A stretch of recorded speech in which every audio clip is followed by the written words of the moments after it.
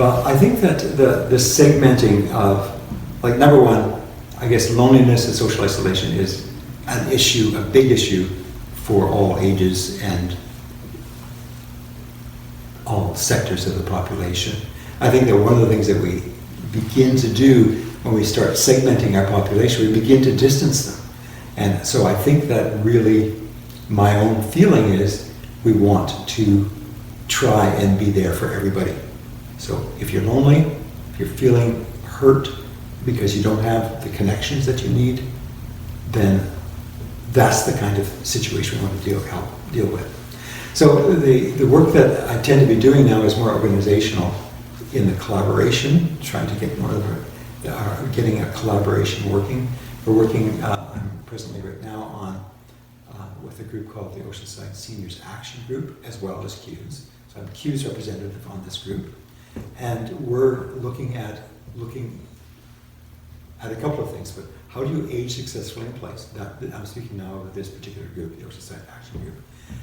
How do you age successfully in place, in the place that you choose to live? And then another part is, how do we make this a collaboration? How do we get this to work as a collaboration with many different people, different networks, network together? So the biggest issue, I think, there is the pandemic and what it's done. We've tried to do some outreach using paper materials like pamphlets and stuff to distribute about, number one, about being able to connect with the services you need, but also a bit about what Oceanside Seniors Action Group is. Hands down, the response we got is, just give me the thing that says where I can connect. I don't really care too much about the stuff you've written about the organization. So there's another contrast, right? So organizationally, we have to work together to do some things, but really in the last mile, I guess, you would say, in the delivery or change that we're trying to do, really does come down to the interpersonal kinds of things. So that's the Oceanside Action Group. The other thing that I'm currently involved in is, and I have my own kind of agenda, and I'll just let it out as far as my personal agenda. The Block Watch has a system for providing security, a sense of security to neighborhood, and it's Block Watch is more based on the security and the security needs of the neighborhood. So people work together, watching out for each other, watching each other's property, taking care of a house when somebody's away. That kind of thing is really a common thing for Block Watch groups to do. They also could be doing so much more.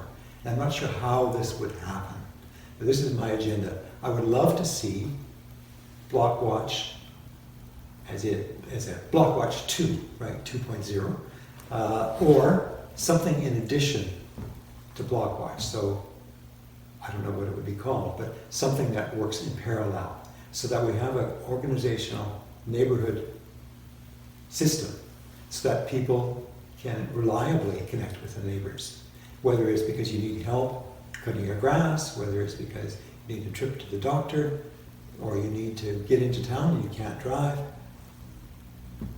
which is really common, by the way. Like lots of people can't drive because they've had their license taken away. They simply don't have confidence in doing it, or they've given up their license because they don't really feel the need for it. A big issue, like how do you actually do that basic transportation kind of thing?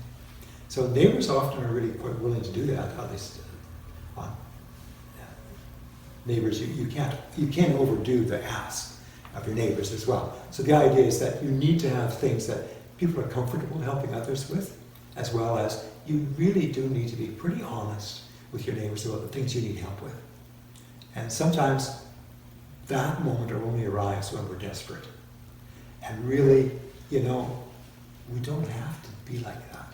We could probably do much better, or most neighborhoods could do much better. So that's sort of the things that hold me back, or hold the initiative back. So there's the organizational issues, like how do you get the organizations on side to do this kind of thing? I also it's just a personal agenda at this point, I do have people who are like the idea, but in our collaborative work, it's very time consuming, very difficult to do all the connecting. It just takes time. You have to think of multiple years to get something like this going. That's my own take on what people are saying about building community collaborations.